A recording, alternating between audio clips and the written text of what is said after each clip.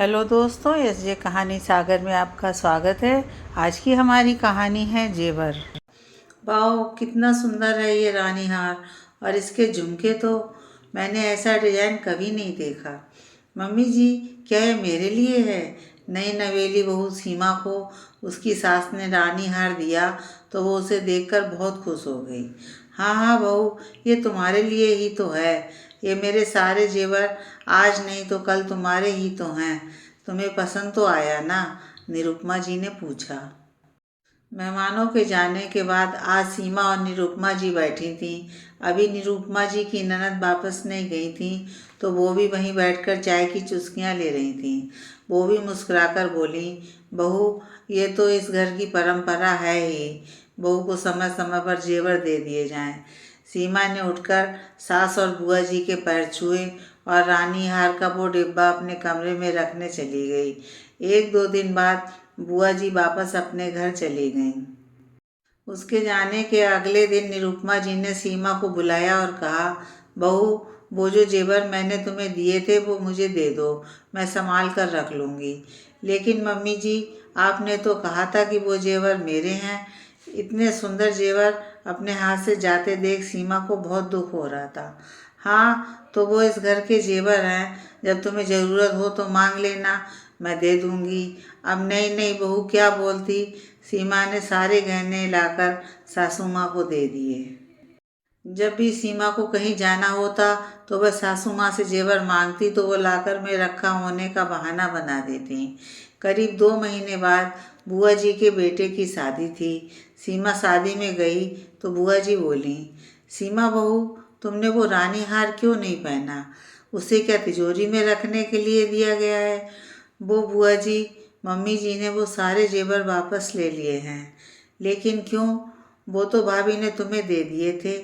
तभी निरुपमा जी कमरे में आ गईं। भाभी, अगर आपको बहू से वो जेवर वापस लेने ही थे तो आपने उसे दिए ही क्यों थे? दीदी, मैंने अपने दिए हुए जेवर ही तो वापस लिए हैं। जो जेवर उसके मायके से उसे मिले वो तो मैंने हाथ भी नहीं लगाया। लेकिन आपने ऐसा किया ही क्यों? आपने उसके मन में उमंग क्यों भरी वो जेवर देकर? दीदी, बहू को अपनी तरफ से जेवर देने पड़ते हैं। सबके सामने दिखाना पड़ता है कि हमने बहू को कितने और कैसे जेवर दिए। अभी बहू इतने जेवरों की जिम्मेदारी निभाने लायक नहीं है। जेवर तो मेरे हैं, मैं जो चाहे करूं। हाँ, बहू को उसके मायके से जो जेवर मिले हैं उनको मैंने बहू के पास ही छोड़ दिया। लोग तो बहू से वो जेवर भी ले लेते हैं। भाभी, कितनी छोटी सोच है आपकी। अगर आपको उसे जेवर देने ही नहीं थे तो आपको दिखावा भी तो नहीं करना चाहिए था। ननद की बात सुनकर भी निरुपमा जी को अपनी बात गलत नहीं लगी। उसके बाद भी वो यही करती रहीं। सीमा के जन्मदिन और एनिवर्सरी पर वो सबको दिखाने के लिए कोई ना कोई जेवर देती और फिर बाद में वापस ले लेती। कुछ समय बाद सीमा ने एक प्यारी सी बेटी को जन्म दिया। जब पीहू 1 साल की हुई तो निरुपमा जी पीहू के गले में सोने की चैन पहनाने लगीं। आज सीमा से यूं बर्दाश्त नहीं हुआ।